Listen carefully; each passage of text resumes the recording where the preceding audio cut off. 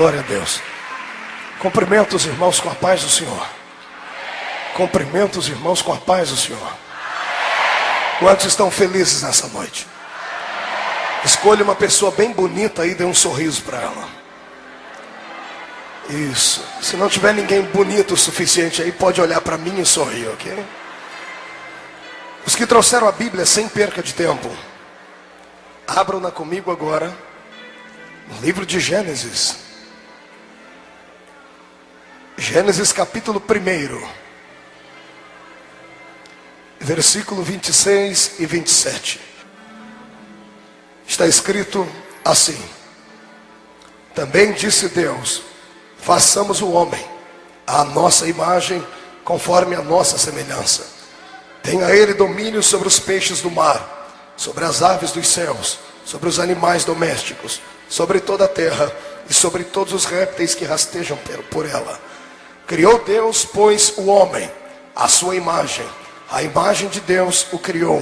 Homem e mulher os criou. Feche a Bíblia, coloque na cadeira, coloque no banco. Pegue na mão da pessoa mais bonita do seu lado aí.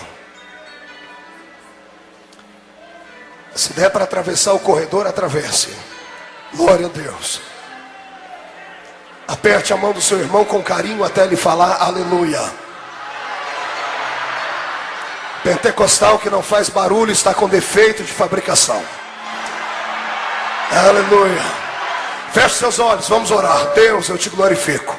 Tenho certeza que Satanás está mordendo a testa de tanta raiva. Acredito que os demônios arquitetaram projetos de derrota para esta noite, mas eles se levantaram para cair, meu Pai. Eu tenho certeza que daqui a alguns momentos a sua nuvem vai começar a trovejar sobre este lugar. E uma unção será liberada sobre nós de tal forma que os sacerdotes não vão conseguir ficar de pé diante da sua presença. Por isso, antes que eu comece a ministrar de forma profética, eu quero que o Senhor escute duas orações que faço. A primeira oração é que ao redor deste ambiente, num raio de 5 quilômetros quadrados, onde houver um demônio alojado agora, eu dou a esses demônios 5 segundos para desaparecerem de São Paulo. Porque se não saírem, serão queimados pelo poder da glória do Senhor que vai descer sobre nós. O segundo pedido a Deus é um pedido de atrevimento espiritual. Gostaria que o Senhor abrisse as portas do céu agora e enviasse sobre este lugar uma comitiva de anjos. Só que eu não quero anjos comuns, Senhor, eu quero anjos serafins. A palavra serafim significa aqueles que ardem em fogo. Portanto, eu quero anjos de fogo aqui neste lugar agora. Quero 2 aqui nesta tribuna, um à minha esquerda, outro à minha direita. Quero 2 na entrada deste lugar. E 4 anjos de fogo sobrevoando a nave deste santuário. Que eles comecem a esparramar brasas de fogo tirada do seu altar.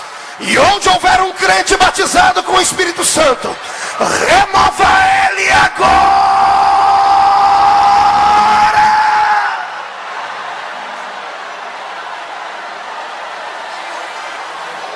E andaravashuri mikandaravasuri kandaramahanagasia magai. Senhor, tu não precisas da minha ajuda para curar. O Senhor não precisa da minha ajuda para batizar com o Espírito Santo. O Senhor é onipotente, então mostra a sua onipotência nesta noite. Senhor, embriaga este povo na sua unção nesta noite. E nos faça sentirmos a sua presença, como nunca antes sentimos, ó Deus. Eu te agradeço, Senhor, em nome de Jesus. Muito obrigado. Aleluia. Tome o seu assento. Senhoras e senhores, quando eu abro a minha Bíblia Sagrada no livro de Gênesis, no livro dos começos, eu me recordo muito bem do que Deus fez aqui o ano passado, quando estávamos ministrando exatamente neste livro. O livro de Gênesis é um livro de experiências, é um livro de revelação, é um livro de glória, é um livro para aqueles que acreditam no sobre-humano, naquilo que é sobrenatural. Capítulo 1, verso 26 e 27 de Gênesis nessa noite, nos trará uma visão maior acerca da nossa existência.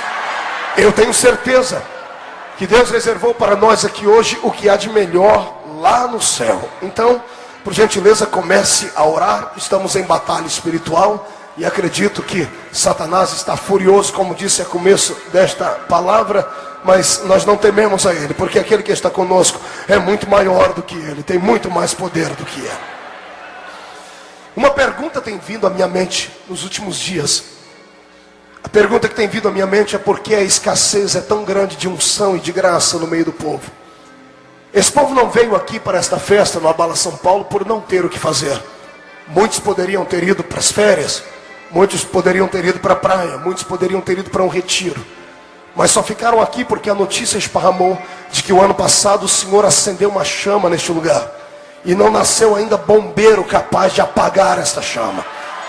A chama desta noite vai ser multiplicada. E o Senhor não vai acender um fogo, Ele vai acender um incêndio.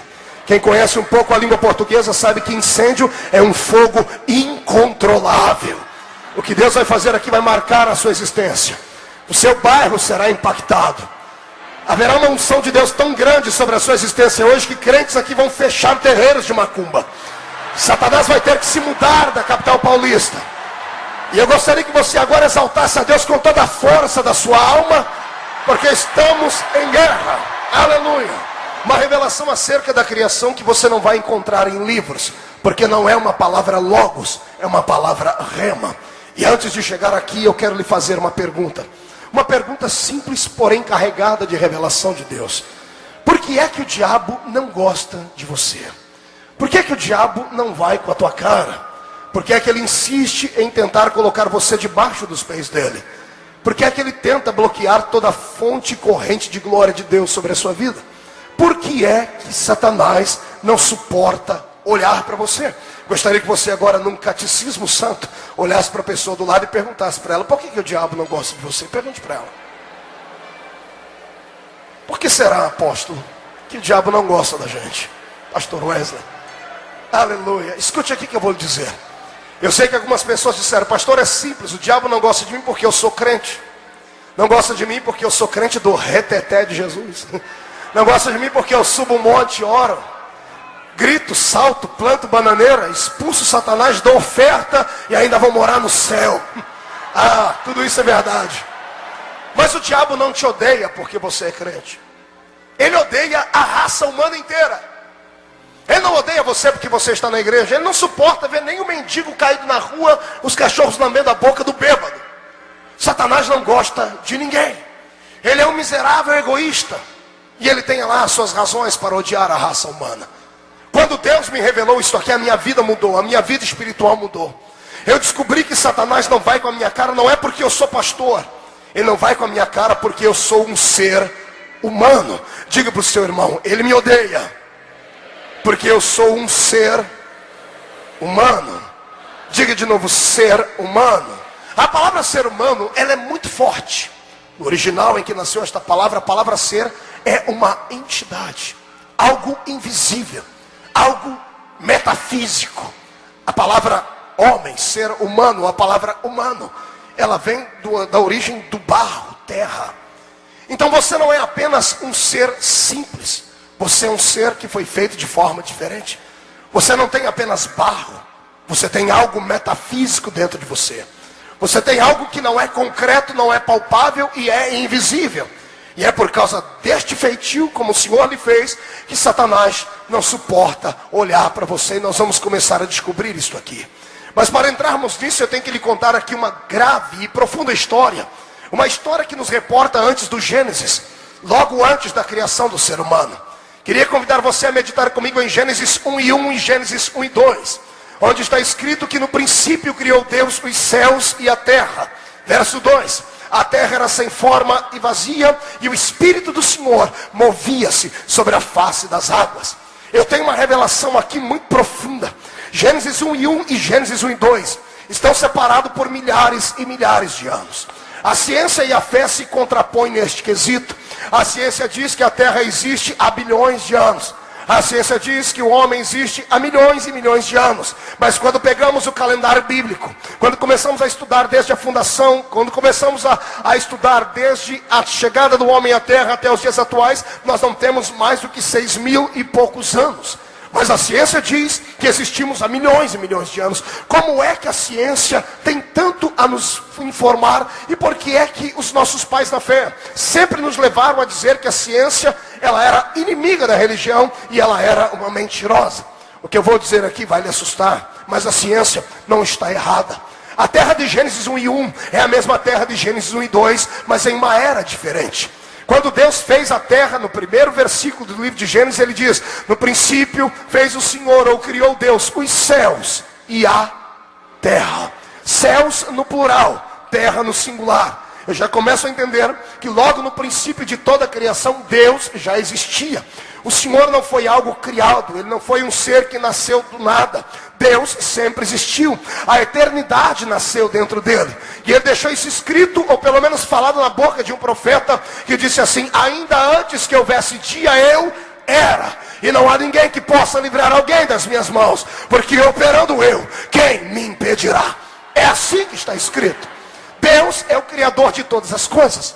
Quando Deus criou os céus no plural, 3 céus, é o que nós conhecemos pela Bíblia.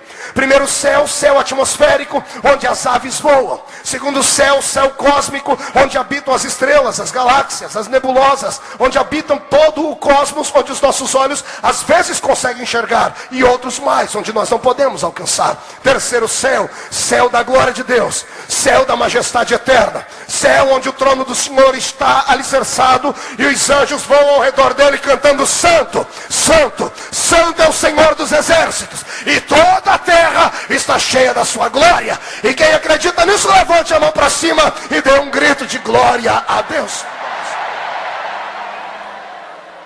Este é Gênesis 1 e 1. A Bíblia diz céus no plural, mas diz terra no singular. O Senhor fez a terra no primeiro versículo. Vou fazer uma pergunta à igreja: Deus faz alguma coisa sem sentido? Deus faz alguma coisa sem propósito? Deus faz alguma coisa sem forma e vazia? Deus faz alguma coisa num estado tenebroso e caótico? Tudo que Deus faz é para um propósito. A terra de Gênesis 1 e 1, ela não era destruída, ela não era sem sentido, ela não estava fria, não estava no meio do caos, da negridão, como está a terra de Gênesis 1 e 2. Na terra de Gênesis 1 e 2, a palavra do Senhor é específica e diz que a terra era sem forma e vazia. Isaías 45 e 18 diz que o Senhor não fez a terra para ser vazia. A terra de Gênesis 1 e 2 é a mesma terra de Gênesis 1 e 1, mas alguma coisa aconteceu. Houve uma mutação, houve uma catástrofe de proporções imedíveis que transformaram a terra primária, perfeita, na terra secundária de Gênesis 1 e 2. Eu creio, pelo que li e pelo pouco que entendo, que a terra de Gênesis 1 e 1 não tinha vegetais. Era uma terra composta apenas por minerais. Era uma terra de metais preciosos, de pedras preciosas. Era um reino mineral, e daqui a pouco eu lhe dou razões para dizer o que estou pregando aqui. A terra de Gênesis 1 e 1, ela foi criada com um propósito primário. Um propósito que fugiu no meio dos anos. O Senhor nos ocultou isto e só nos revelará quando estivermos lá. Por isso, usamos conjecturas e ensinamentos naturais que recebemos dos nossos professores dentro de salas de teologia. Escute o que foi que eu aprendi. Quando Deus criou os céus e depois a terra, o Senhor logo criou o seu exército celestial. Deus é um ser que necessita de adoração. Embora Deus, tendo todo o poder, podendo fazer qualquer coisa, e nada do que nós possamos imaginar, o Senhor não lhe é desconhecido. Ninguém pode surpreender Deus em exatamente nada, porque Ele tem todo o conhecimento, Ele é sapiente. Mas tendo Ele todo o poder, existe uma coisa que Ele não faz. Não porque Ele não pode, porque não pactua com a sua índole. Deus jamais chegará diante de um espelho, olhará para o espelho, arrumará o seu vestido e dirá: eu me adoro, eu me amo, eu preciso de mim. Não, para isso Deus criou seres como os anjos e homens como você. Deus espera 24 horas por dia que você abra essa sua boca santa e dê uma rajada de glória ao coração dele. Para isso Ele te fez. Então Ele criou os anjos, e criou os anjos dentro das suas categorias. Ele criou serafins, querubins, A Bíblia fala de um arcanjo, embora eu pessoalmente creia que existam outros. A Bíblia coloca Gabriel no mesmo patamar de Miguel quando chama de um dos primeiros príncipes. O Senhor criou seres fabulosos, seres lendários. A Bíblia diz que eles são maiores do que nós, mais poderosos do que nós, mas não são melhores do que nós. E depois eu te explico por quê. Deus criou estes seres e os criou para perfeita adoração. Deus liberou entre eles cargos, uns para guardarem, outros para guerrearem, outros para comunicarem, outros para confortarem, outros para simplesmente salvaguardar. E um deles Deus criou para uma função específica. Tem 3 anjos na Bíblia que o Senhor deu nomes a eles, porque eles eram príncipes de primeiro escalão. Miguel, o príncipe da guerra. Gabriel, o ministro da comunicação de Deus. E Lúcifer, o ministro da adoração. Embora tenha sido ele um querubim, a Bíblia especifica que linguagem de querubim ele era. Ele não era um querubim que ficava com espada na mão para guardar. Ele era um querubim ungido da guarda. A palavra querubim ungido da guarda significa aquele que guardava a adoração. Lúcifer era uma espécie de maestro. Era uma espécie de ser que havia existido por Deus para que pudesse simplesmente trazer alegrias para o coração do Senhor. Eu creio que ele era um poeta. Acredito ainda mais que ele era um grande compositor. Palavras como aleluia, como glórias a Deus, como amém, que não são palavras naturais, são palavras que também são ditas no céu. Para mim foram palavras que nasceram dentro dele. Ele ensinou isso para os demais anjos. E como ele nasceu para adorar, e como ele foi criado para levar outros anjos a adorarem a Deus, ele era um maestro desse coral. E para compor as músicas, para ensaiar o seu coral, eu tenho certeza que ele não fazia isto lá em cima, ele fazia isto em um outro lugar. Eu acredito que a terra de Gênesis 1:1 era a terra onde ele e os seus anjos se reuniam para ensaiarem. Aqui era uma espécie de filarmônica, a terra era uma espécie de centro cultural, onde Lúcifer pegava os seus anjos e assim os ensinava. Eu falo isso com base na Bíblia. No livro de Ezequiel, o Senhor teceu comentários acerca de Lúcifer e disse assim: não era este o que fazia os montes tremerem? Que montes, se no céu não há monte? A Bíblia diz: não era este para qual os outros grandes gritavam: grande é este varão. Quem é que gritava se o homem ainda não existia? Lúcifer estava nesta terra. A terra era o local onde ele adorava o Senhor, ensaiava as músicas. Quando as músicas estavam prontas, então ele levantava voo com seu coral, ia até a eternidade de Deus e dizia: Senhor, preparamos uma cantata para ti. E ele então, com a sua batuta na mão, maestria total, ele levava os anjos a adorarem. O Senhor recebia o louvor e olhava para ele e dizia assim: tu és belo, tu és uma estrela, não há ninguém maior do que você, eu te criei para isso. E por causa desses elogios, talvez tenha sido por isso que Deus deixou de elogiar. Deus é um ser que tem dificuldades em elogiar. Toda vez que ele elogia, são 2 palavras e pronto. Jesus herdou isso do Pai. Ele elogiava os homens, mas a sequência já dava um jeito de fazer ele esquecer o elogio. Jesus um dia olhou para João e disse: entre os nascidos de mulher, não tem ninguém maior do que João. O ego de João vai crescendo e Jesus já diz: porém, qualquer pequenino que me serve e me adora é maior do que ele. Jesus era sempre de falar assim, porque quando ele elogia o homem fica orgulhoso. Acotovele seu irmão e diga: soberbo não tem parte com Deus. Não olhe para cá. Lúcifer ensaia os seus anjos aqui. Quando o coral está pronto, ele vai para lá. Quando ele chega diante de Deus e canta, o Senhor tece a ele comentários e diz: você é perfeito, obra-prima da criação. E isto vai inflando o coração dele. E o caráter dele é destituído de santidade nesse momento. E aí, ele chega nos anjos aqui embaixo, num dia de ensaio de coral, e diz: gente, eu acho que eu posso ser maior do que o Altíssimo, porque até ele faz elogios para mim. Eu tenho a 1/3 dos anjos comigo, e a autoridade que eu tenho, nós podemos pegar Deus de surpresa. Ele pensou que ele ia fazer Deus sair do trono, colocar uma couraça de justiça, uma espada na mão e ir brigar com ele. Criador não briga com criatura, porque seria uma briga sem sentido. Criador, só de olhar para a criatura, ele pode fulminá-la. Para isso, Deus lá no céu deu um grito: Miguel, pega Lúcifer e dá um couro nele, Miguel. É por isso que Satanás odeia o ser humano, odeia a existência. Ele se odeia, porque ele feriu o coração de Deus. A Bíblia diz assim: tu dizias no seu coração, eu subirei ao céu. Capítulo 13, 14 de Isaías. Eu subirei ao céu, acima das estrelas, de Deus exaltarei o meu trono. Ele pensou em fazer. Com isso ele feriu o coração de Deus. Tendo ferido o coração de Deus, Deus o destituiu. Eu perguntei a Deus o que foi que aconteceu naquele dia. O Senhor disse para mim que os anjos e Miguel travaram uma batalha tremenda. Isso está escrito também no livro de Apocalipse. E quando Miguel prendeu Lúcifer, antes de expulsá-lo, levou Lúcifer à presença de Deus. E Deus olhou para ele com tristeza, com angústia no coração, como que dizendo a ele: você me traiu. E eu sei porque você me traiu. Você me traiu por causa de um dom que eu te dei. E eu vou ter que arrancar esse dom de você. Deus enfia a mão dentro do coração de Lúcifer e arranca o dom de louvar o nome dele. Arranca o dom de ser um adorador. Quando Deus arranca do coração dele isso, Lúcifer se desequilibra e cai literalmente do céu. Isso aqui foi outra pergunta que eu fiz a Deus. Anjo é um ser espiritual. Quando a Bíblia diz que Satanás caiu, eu tinha dificuldades em entender. Porque um anjo, como não é dado a lei da gravidade, ele não cai. Ele flutua. E eu perguntei a Deus: então por que Lúcifer caiu? O Senhor disse: só ele caiu por causa disso.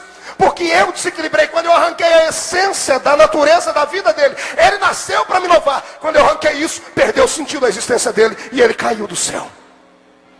A ciência diz que a terra primária, que existiu há bilhões de anos, foi destruída por um anos se alagaram, houve terremotos no centro da terra, a terra foi inundada, tudo que havia nela foi destruída, e a terra saiu da sua órbita e se congelou. Entramos na era glacial. É isso que a ciência diz. A ciência não está de toda errada. No Evangelho de Lucas, Jesus diz: eu vi a Satanás caindo do céu em forma de um relâmpago. A queda de Lúcifer, quando impactou com essa terra, arrancou a terra da sua órbita. A terra foi destruída, e tudo que havia nela ficou destruído. A terra saiu do seu lugar, e ela entrou num caos de escuridão, porque a vontade de Deus havia sido abolida. Tire os olhos da terra, olhe para o céu. Deus dá uma palavra aos anjos caídos: sumam daqui. E antes que ele coloque eles em algum lugar, Deus os aprisiona na terra, dentro das águas. Por isso o Espírito do Senhor pairava sobre a face das águas. Que sentido tem o Espírito Santo, que é um ser inteligente, é uma pessoa, ficar voando em cima de águas que não tem vida? Ele estava ali salvaguardando a terra e guardando os espíritos que caíram, porque o inferno não existia. A minha Bíblia diz que depois o inferno foi feito para o diabo e os seus anjos. Nesse período em que eles são aprisionados aqui, o Espírito do Senhor os cobre. Volte para o céu comigo. O céu está em silêncio, desse jeito. Deus está triste, mas não está decepcionado, porque não há nada que ele não conheça. Há silêncio no céu. A Bíblia diz em Apocalipse que houve 30 minutos de silêncio no céu. Foram estes silêncios. Silêncio por quê? Porque o coral deixou de cantar. Caíram. Eu imagino o cordial Miguel chegando diante do Senhor dizendo: Senhor, tu queres que eu cante para o Senhor? E o Senhor dizendo: não, Miguel, você é muito bom com espada, muito obrigado. Gabriel: Senhor, o Senhor está meio estranho, posso cantar para o Senhor? Não, Gabriel, você é meu porta-voz. Senhor, gente, fica tranquilo, nada está fora do meu controle, calma. Eu só estou esperando o tempo certo para fazer alguma coisa.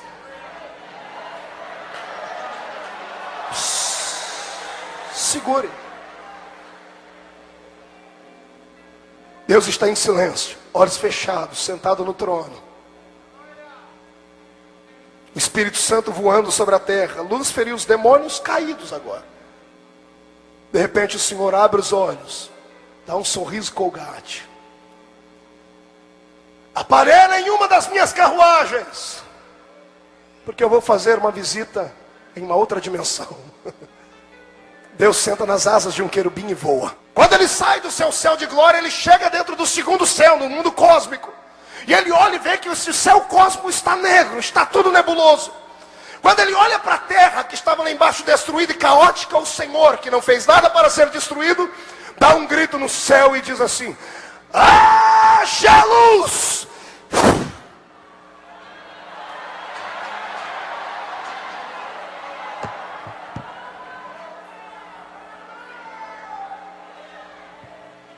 O céu está iluminado, a presença dele ilumina.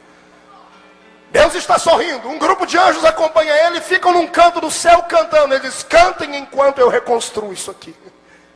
Lúcifer estava aprisionado, só diz: Espírito Santo, já arrumei um lugar para ele, o limbo do inferno, leve ele para lá, nas regiões celestiais, dá perto.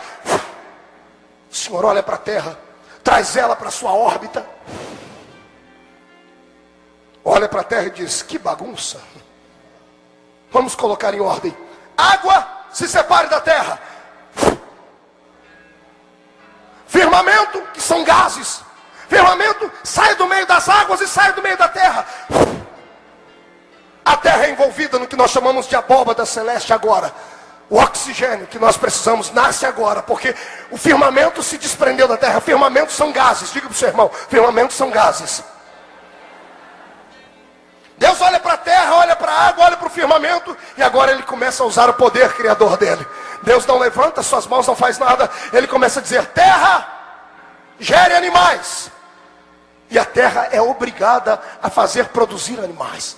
Terra, gere vegetais. E a terra começa a fazer brotar plantas, árvore frutífera, flores. O Senhor olha para as águas e diz: águas, eu quero animais que nadem dentro de ti. Nasçam os peixes. Tudo começa a ser criado do nada. O Senhor usa apenas a matéria existente, que era terra e água. Tudo que ele criou, ele usou essa matéria-prima para fazer os animais. Ele usou a terra. Terra gera animais. A água gera peixes. Terra gera vegetais. O Senhor olhou para o firmamento, gases, e disse: gases, produzam estrelas, produzam luminares grandes e pequenos. Eu quero este lugar aqui todo iluminado, porque a glória dessa segunda terra será maior do que a glória da primeira. Segure aí, depois você vai aplaudir, mas você vai rodopiar daqui a pouco. Segura aí. O que eu acho lindo é que tudo que Deus criou, ele usou uma matéria-prima. Guarde essa sentença e repita para o seu irmão: tudo que ele criou até então, ele usou a matéria-prima. Vamos ver se você é inteligente. Para criar os animais, ele usou a terra. Para criar os vegetais, ele usou a. Para criar os peixes, ele usou a. Para criar as estrelas, ele usou o. Um dia desse eu morri de dar risada. Peguei uma revista de ciências, e lá estava lá um cidadão que há 20 anos atrás ganhou o prêmio Nobel da Paz, porque ele gastou 60 e poucos anos da vida dele para provar que as estrelas eram feitas de gases. O dia que eu li isso, eu morri de dar risada. Eu dei garganta, foi infeliz. Se tivesse lido a Bíblia, tinha economizado 62 anos e alguns meses.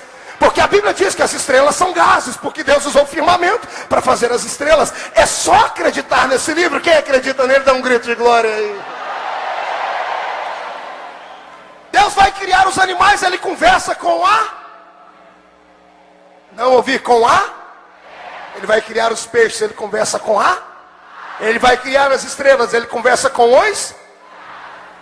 Parabéns, você é inteligente. Está tudo pronto. A terra está bonita, está florida. Os anjos estão olhando para ele dizendo: Senhor, parabéns, que criação linda, Senhor. O Senhor está inteligente demais. O Senhor fez coisas que o Senhor nunca fez antes. Imagina o Senhor olhando para os anjos: vocês não viram nada. Vocês vão ver o que eu vou criar agora. Desçam lá naquela pairagem, no meio daquele jardim. Querubim, fique aqui num canto, eu vou descer das suas costas, porque o Senhor anda nas asas dos querubins. O Senhor desce e coloca os seus pés na terra. Vai lá no ribeiro que ele criou, crava as suas mãos na argila, arregaça as mangas, crava as mãos na argila, leva para um canto, senta em uma pedra, põe a argila, e aí imagina Deus assim: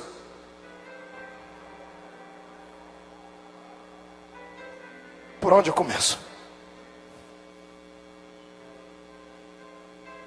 Os anjos olhando, Deus ajoelha no chão e começa a moldar um boneco. Wesley, deite aqui, por favor. Deite aí.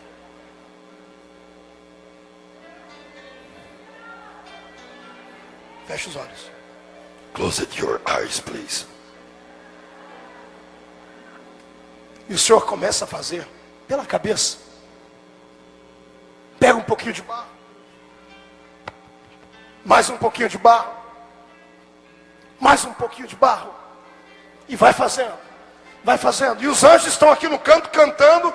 Até o maestro do coral improvisado está cantando. O que ele está aprontando ali?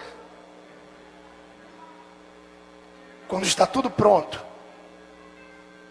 Deus olha para ele, dá um sorriso e começa a mudar a existência de toda a criação. Gênesis 1:26 diz o Senhor: façamos o homem conforme a nossa imagem e a nossa semelhança. Verso 27: e criou Deus o homem, a sua imagem e a sua semelhança. Dois verbos completamente diferentes, mesmo sendo parecidos. Verbo fazer, diga fazer. Verbo criar, diga criar. Verbo fazer, criar. Fazer, criar. Fazer, criar. Verbo fazer, verbo asa no hebraico. Fazer de algo que já existe. O Senhor pegou a terra que existia e fez ele. O homem é o único ser existente no universo que não foi criado de uma só vez. Deus não disse haja o homem. Primeiro ele fez o homem. Moldou o boneco. Era só um boneco. Verbo fazer, verbo asa. Fazer de algo que já existe. Aí o Senhor usa o verso 27. E criou Deus, verbo criar. Verbo criar é o verbo bara. Fazer de algo invisível. Fazer de algo que não pode ser visto. Fazer de algo que não é palpável. Fazer de algo que é abstrato. Depois que ele fez o homem, já que eu fiz do barro, agora eu vou encher ele de outra coisa.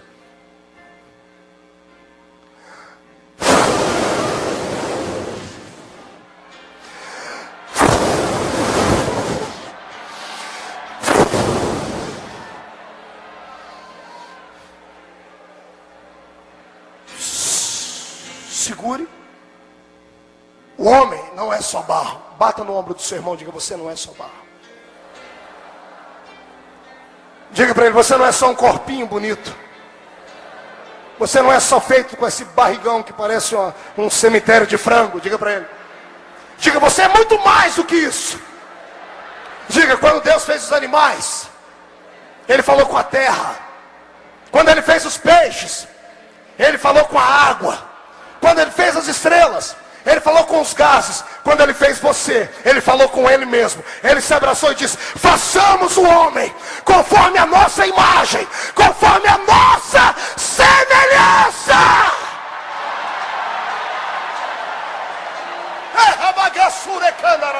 Fique aqui. Escute. Você não é comum. Você não é natural. Você não é só carne. Você não é só essa essência que precisa se alimentar. Você é muito maior do que isso. É por isso que Satanás não te entende e te odeia. Você tem muito mais do que ele. Deus te fez muito melhor do que ele. E quem acredita nisso, abre a boca e dê um glória.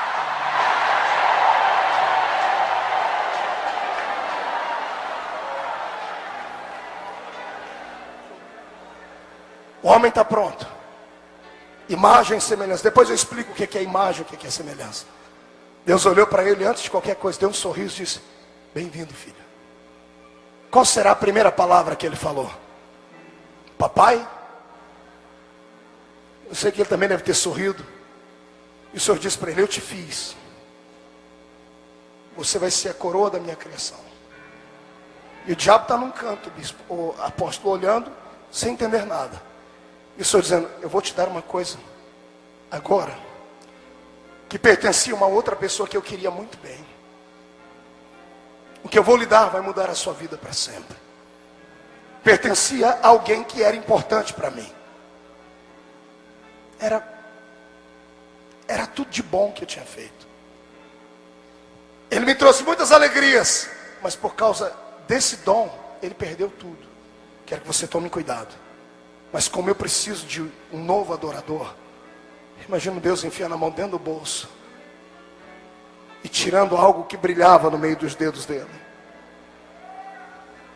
Isso aqui é uma unção. É uma unção de adorador. Quando eu depositar isso dentro de você, o que você precisar, a hora em que você precisar, quando precisar, acione esse dispositivo que eu vou ao teu encontro para te socorrer e para te ajudar. Satanás está aqui no canto olhando. E ele começa a gritar lá do canto, dizendo: isso aí era meu, isso era teu, mas não é mais. Agora eu dou para quem merece. Deus tirou dele e colocou em você. É por isso que você deve adorar. Deus te abençoe. Obrigado.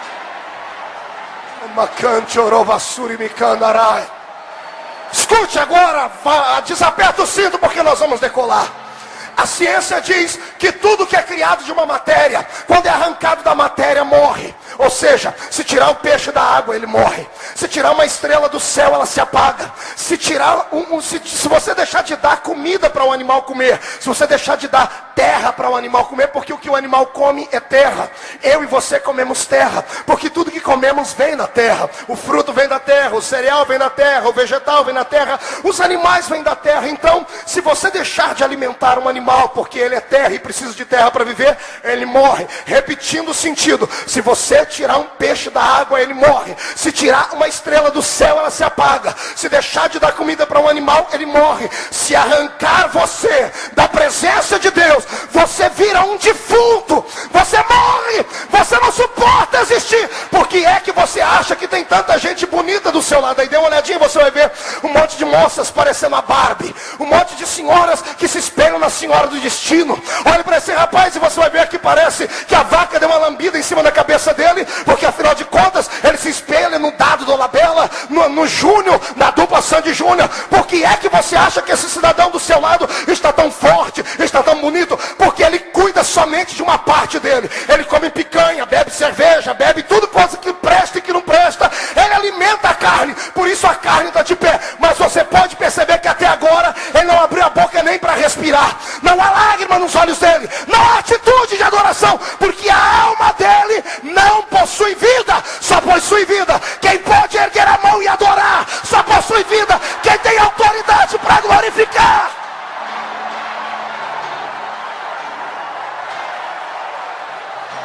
Ei, canchorou bagácia.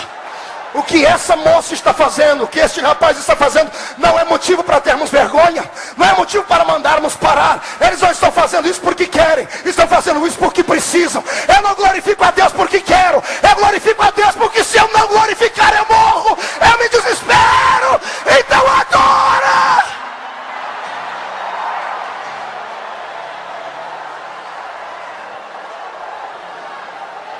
Eu queria que essas fitas chegassem agora na mão de alguns líderes do Brasil. Queria que essas fitas entrassem agora dentro de algumas faculdades de teologia.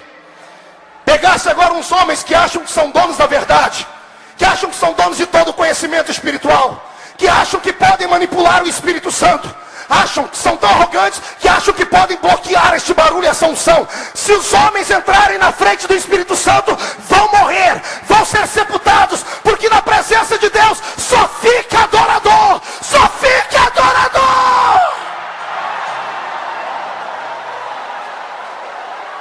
Sente aí. Satanás te odeia, arquiteta planos de derrota, porque você herdou aquilo que era a ocupação dele. O que ele fazia com maestria, levava os anjos a adorar Deus, passou para você, pastor, mas para mim, para você mesmo. Pastor, mas eu tenho uma voz de taquara rachada. Deixa eu lhe dizer uma coisa: a sua voz só incomoda o ser humano, porque o ser humano, o timbre de voz dele é adaptado num diapasão natural.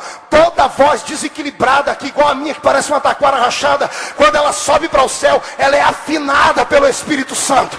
Ela toca o coração de Deus e faz Deus ficar de pé no trono dele. Amado, se você entendesse o tamanho da unção que está dentro de você, é maior do que uma bomba atômica, é mais poderoso do que tem George Bush. Dá para nascer um homem na terra que tem a autoridade que você tem. Eu te autorizo em nome de Jesus a explodir agora. Abala São Paulo, abala!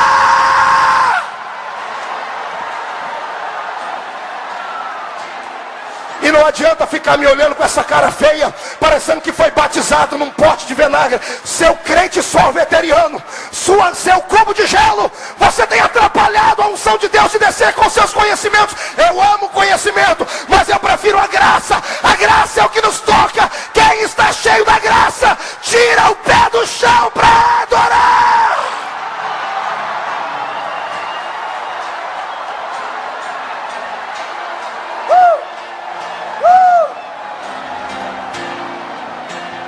Levante a mão direita para cima. Agarre o ombro do seu irmão com carinho. Chacoalha ele até ele ficar irritado. Irrita ele. Diga para ele: ou você abre a boca para adorar, ou você também vai perder o seu cargo hoje. Diga: na presença de Deus só presta quem adora. Então adora, adora, adora, adora, adora, adora.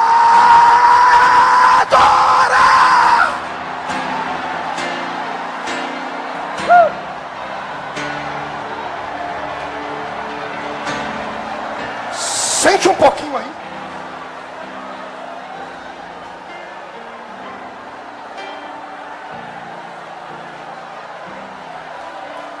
O diabo não te encara.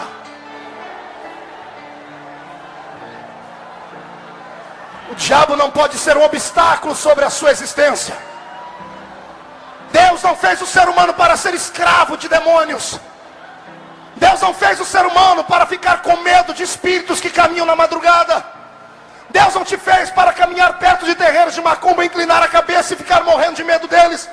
Me disseram que ontem, no meio dessa multidão de crentes, tinha gente com patuás dentro da carteira. Tinha gente com figa carregada no bolso. Que raça miserável você é. Se você acredita em Deus, tome posse da vitória. Se levantarem 11 mil demônios contra ti, os 11 mil vão ter que beijar a lona. 1000 do seu lado, 10 mil à sua direita, e você não será atingido.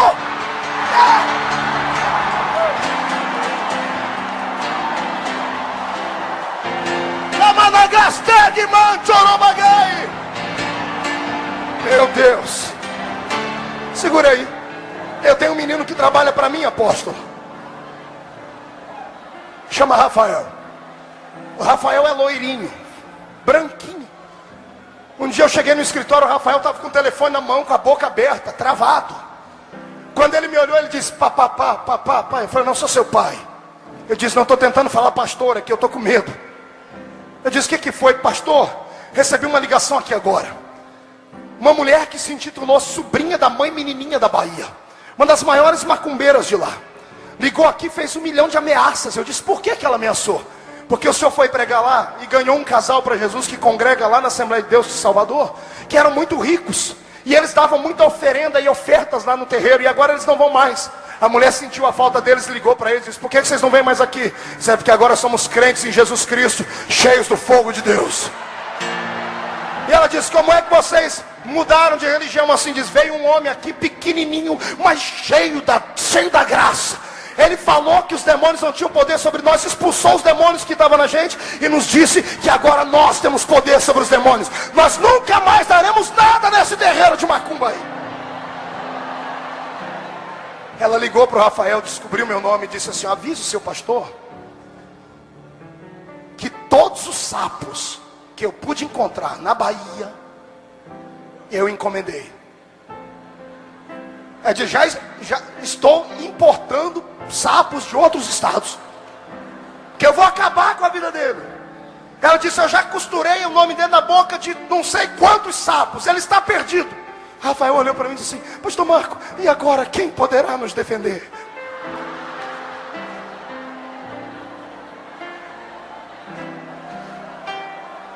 Eu olhei para ele e falei: Rafael, eu lá tenho medo do meu nome na boca do sapo, Rafael.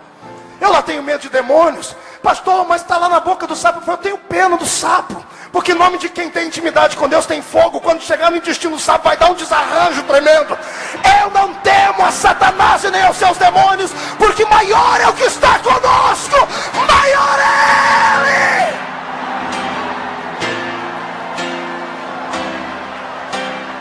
E se tiver algum macumbeiro que veio aqui espiar esse trabalho, que bateu o tambor o mês inteiro, que subiram para as encruzilhadas, que fizeram sacrifício nas matas. Eu quero que você pegue Oxóssi, Zé Pilintra, Zé Pilantra, Exu Caveira, Tranca-Rua, Preto Velho, e mande eles se mudarem daqui, porque senão nós vamos queimá-los, nós vamos destruí-los, porque o Senhor nos deu autoridade.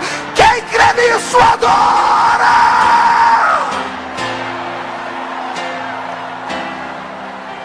Chega!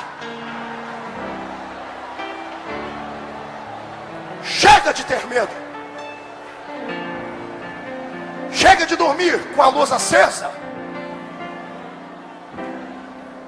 Tem crente que anda tão fraco na fé, e quando vê qualquer coisa esquisita faz o sinal da cruz, irmão.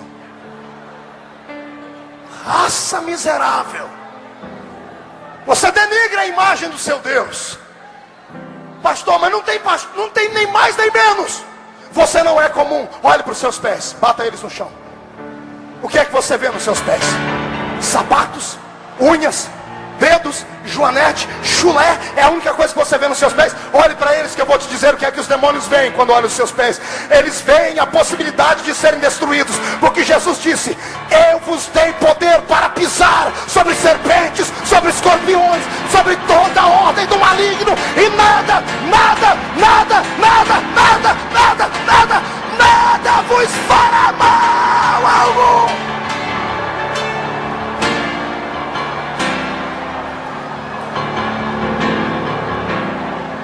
Você não sabe o poder que tem.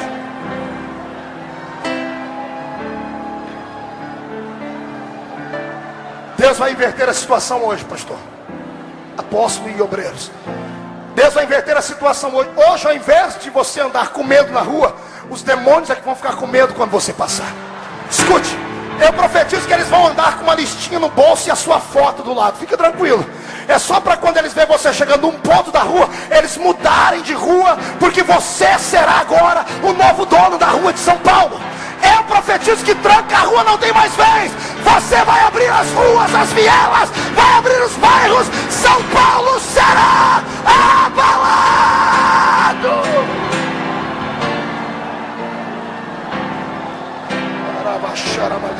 Sente aí. Pergunte para mim, pastor, por que o diabo não gosta de mim mesmo?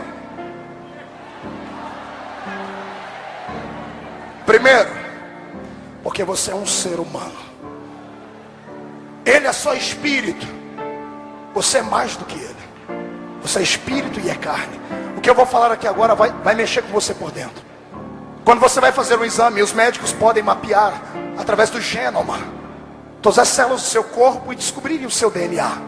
Mas os médicos só conseguem descobrir o DNA do seu corpo. O crente e todo aquele que conhece o que eu estou pregando não tem só um DNA. Quando ele aceita Jesus, a Bíblia diz que ele é feito uma outra pessoa. Jesus veio para o que era seu, os seus o rejeitaram, mas quem o conheceu, ele deu o poder de serem feitos filhos.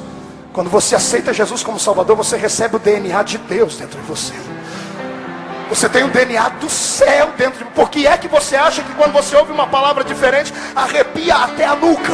Por que é que você acha que você ouve um pastor como eu pregar e os seus olhos marejam, o seu corpo chacoalha? É porque a sua parte que veio do céu sente a presença dele, porque ele desceu aqui. Deus não está lá em cima agora, ele está com os pés dentro deste lugar da glória.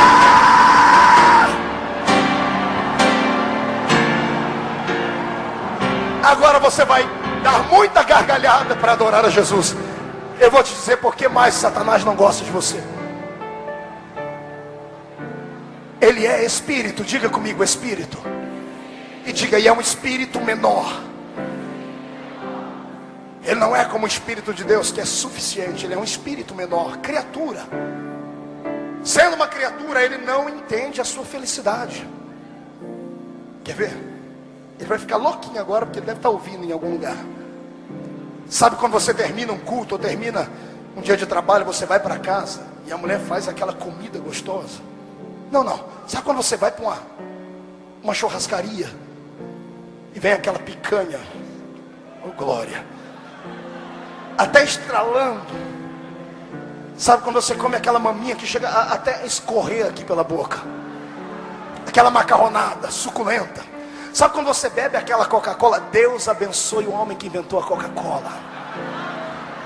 Que ele vá para o céu em nome de Jesus. Sabe quando você bebe aquela Coca-Cola que ela chega até a arder aqui dentro? Aquela satisfação, aquele prazer.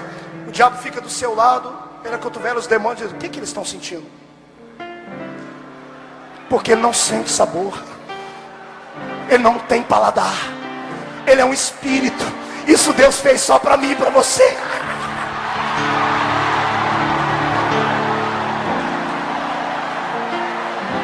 Só Deus sente sabor, porque é um espírito gigante. E por isso que o Senhor nos fez imagem e semelhança dele. O que eu vou falar agora vai quebrar as cadeias que te prendem. A partir de hoje você não vai precisar mais ficar com complexo de inferioridade, senhora. Não vai precisar mais, irmã, botar botox. Se quiser tudo bem, mas não vai precisar mais. Não vai precisar mais fazer lipoaspiração. Se der, faça, mas eu acho que não vai precisar mais. A sua autoestima não vai ser o Ivo Pitangui quem vai levantar, será o Senhor agora. Quer ver? A Bíblia diz que nós somos imagem de quem? O que é uma imagem? Quando você olha no espelho lá do outro lado, o que é que você vê? Está preparado para dar um grito? Não tem ninguém aqui que aceitou Jesus que é feio. Nós temos um Deus sentado no trono que é a sua cara. Sou imagem de Deus. Sou imagem de Deus. Por que é que você acha que o diabo, quando pega um homem, ele destrói o homem? Ele coloca AIDS, faz a pessoa ficar drogada, o semblante murcha, a pessoa fica doente, fica cadavérica. Satanás é contra tudo que Deus fez. Todo servidor de Satanás deveria abrir os olhos. Você já percebeu que Satanás não chama ninguém pelo nome? É só apelido. O cidadão pode chamar Fernandinho, mas fez pacto com ele, vira beira-mar. Pode ser Elias, deve ter sido apresentado na igreja, desviou, porque para ter o nome desse é filho de crente. Mas entregou o coração para ele, ele fala: Elias, tá, mas você para mim vai ser o maluco. Elias o maluco. Pode chamar Osvaldo, mas entregou o coração para ele, vai chamar Escadinha. Até os anjos caídos recebem apelido. Ó, Zé Pilintra, Zé Pilantra, Exu Caveira, Tranca-Rua, Preto Velho, Nega Velha, Caboclo, tudo nome esquisito. É por isso que eu amo meu Jesus. Quando ele salva a gente, ele não chama ninguém por apelido. Ele diz assim, ó: chamei-te pelo teu nome. Tu és meu.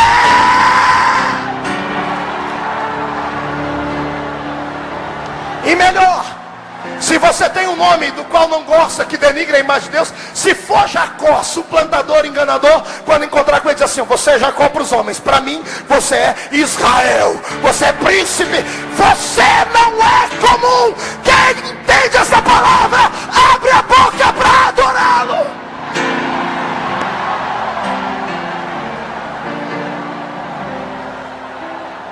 Levante a mão direita para cima, bata no peito.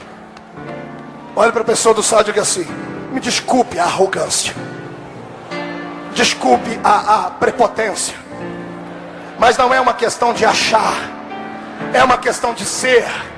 Diga: eu não sou comum. Diga: sou imagem do Eterno. Diga: tenho o Espírito Santo dentro de mim e ninguém tem nada a ver com isso. Então sai do chão para adorar.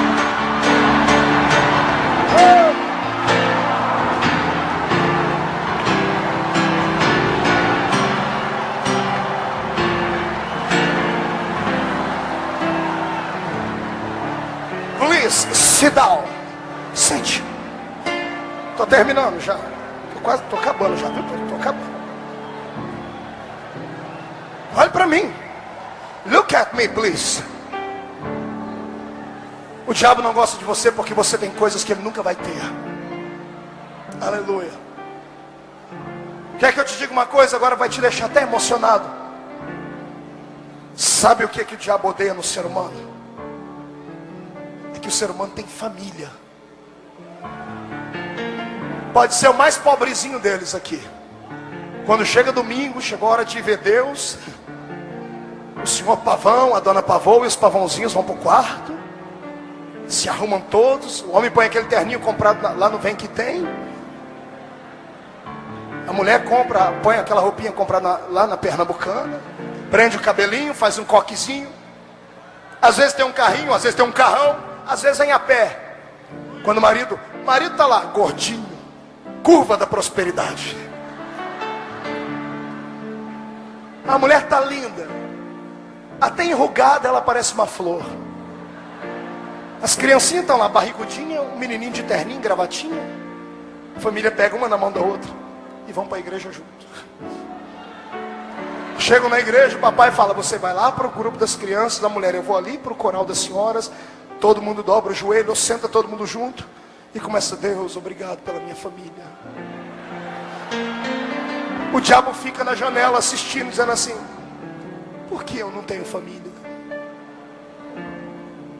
Quando ele vê a sua felicidade, ele lembra que um dia ele foi filho e perdeu a herança.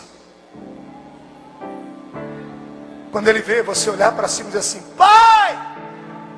E o pai lá de cima diz assim: pode falar, estou ouvindo. Você dobra o joelho dentro do quarto, você grita, você é desequilibrado, diz: eu estou com raiva, eu estou com isso. Deus, eu te entendo, eu te entendo. Você é chato de galocha, é cri-cri, é uma pessoa intragável, ninguém gosta de você. Mas você dobra o joelho e ele lá diz: eu te amo, eu sou apaixonado por você. E ele não tem mais isso, ele não tem pai, ele não tem amizade. Os próprios demônios que servem a ele só servem porque tem medo. O próprio reino do diabo é desequilibrado. Demônios brigam com demônios, eles não têm paz, não têm família. É por isso que ele quer destruir a sua família. E é por isso que Deus manda dizer que neste Abala São Paulo, ele vai colocar uma muralha de fogo ao redor da sua casa. Satanás não vai tocar, não vai tocar.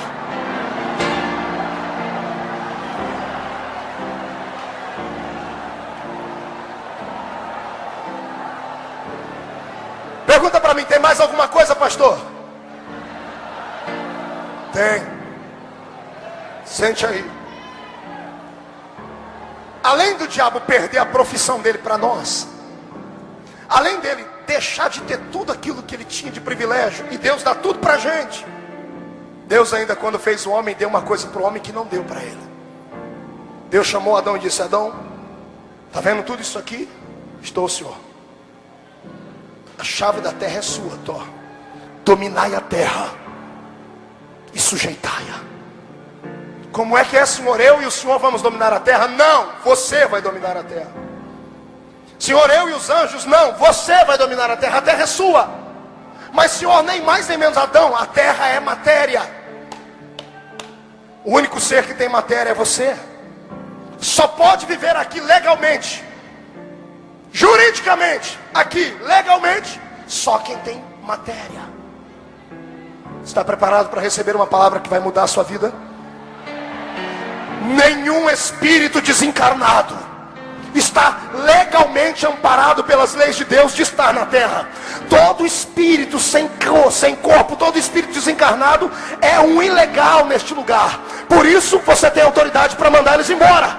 Por isso você pode expulsá-los.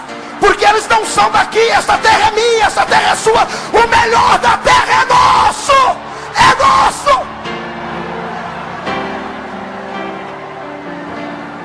Aí o que eu acho lindo é isso. Adão entendeu na hora: Senhor, a terra é de quem? É sua, é minha, é. Então dá licença que eu vou escolher um lugar para morar. E Adão escolheu o deserto do Saara, sim ou não? Para morar, Adão escolheu lá os Alpes suíços no meio do gelo, sim ou não? Para morar, ele escolheu a terra do fogo, lá no Oriente, sim ou não? Onde é que ele foi morar? Não ouvi, onde é que ele foi morar? Paraíso, eu quero ouvir de novo, onde é que ele foi morar? Olha para o irmão que está do seu lado. Esse crente com essa cara feia, parece que foi batizado num pó de vinagre. Pergunta para ele: onde é que você mora? Todo crente lavado no sangue de Jesus tem que, no mínimo, viver num paraíso. O que significa paraíso? Significa você habitar num lugar onde tudo lhe será provido. Significa viver dignamente. Significa viver não como cauda, mas como cabeça. Significa viver como príncipe, como rei. E sabe por que você não vive assim? Porque você entregou deliberadamente na mão de Satanás a sua casa. Você crê que eu sou profeta? Eu sei que alguns assembleanos vão desconhecer essa linguagem, mas eu estou além da teologia nessa noite. Eu estou tocando o coração de Deus. Quero reconstruir a sua família. Quero ver a sua casa melhorar. Quero sair daquela miséria desgraçada onde você está. Quando chegar em casa hoje, não entre. chame a família para fora. Se for crente, chame para fora. Se não for, deixa eles lá. Faça você. Estenda suas pernas ao redor da sua casa. Demarque o ambiente onde você mora e diga aos demônios em alto e bom som: vocês têm 5 segundos, e marque no relógio, 5 segundos para sumirem daqui, porque se não sumirem eu não deixo sair mais. Eu vou entrar aí dentro e vou esmurrar a tua cara, Satanás. Eu vou te destruir.